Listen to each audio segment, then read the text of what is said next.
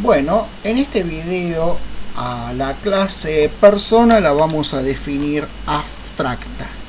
Eso lo hacemos con el modificador abstract. Una clase abstracta es una clase de la cual no podemos crear objetos.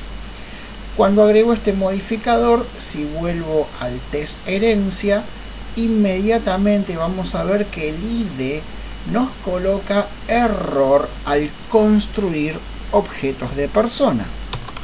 Lo que voy a hacer es comentariar todo el código en que creamos objetos de persona. Entonces, una clase abstracta es una clase de la cual no se pueden crear objetos. Normalmente nuestro sistema no tiene objetos de persona, tiene objetos de empleado, de cliente persona, quizás de proveedor, vendedor. Es decir, nuestro sistema tiene objetos de clases que no son personas, de clases hijas que no son personas, pero no de persona directamente.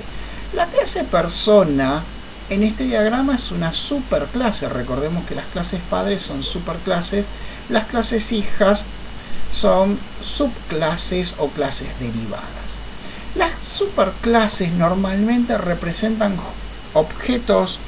representan conceptos genéricos y no se construyen objetos de la misma. Es buena idea una superclase declararla como abstracta para que nadie por error cree un objeto de esta clase. La clase cuenta le voy a agregar el modificador final. Una clase final es una clase que sí podemos crear objetos. Lo que no vamos a poder en una clase final es crear una clase hija. Es buena idea en ciertas clases que queremos dar seguridad bloquear la posibilidad de crear clases hijas, porque alguien, por más que este programa esté compilado, podría acceder al .jar y a la clase en binario y crear una clase hija y redefinir una clase hija de cuenta y redefinir el método depositar y debitar con un comportamiento malicioso. Eso es un ataque hacker que es posible realizar. Por ejemplo, la clase string es una clase que también es final. Acá estoy accediendo al código fuente de la clase string y vemos que adentro del JDK está definida como final. Eso significa que nadie puede crear una clase hija de la clase string.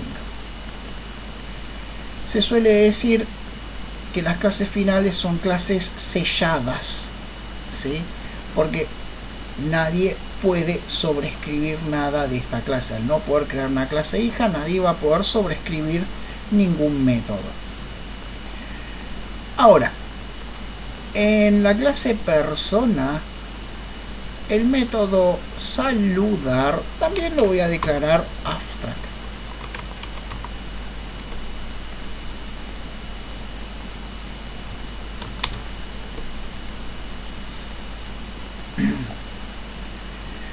Un método abstracto solo puede existir en una clase abstracta. Es decir, si yo ahora saco en la clase persona el modificador abstract, el IDE me empieza a dar un error. ¿Por qué? Porque hay un método abstracto. Si yo saco el método abstracto ya no tengo error. Entonces es importante recordar que un método abstracto solo puede existir en una clase abstracta. Un método abstracto es un método que no tiene código, ¿sí? El código de este método lo van a escribir las clases hijas.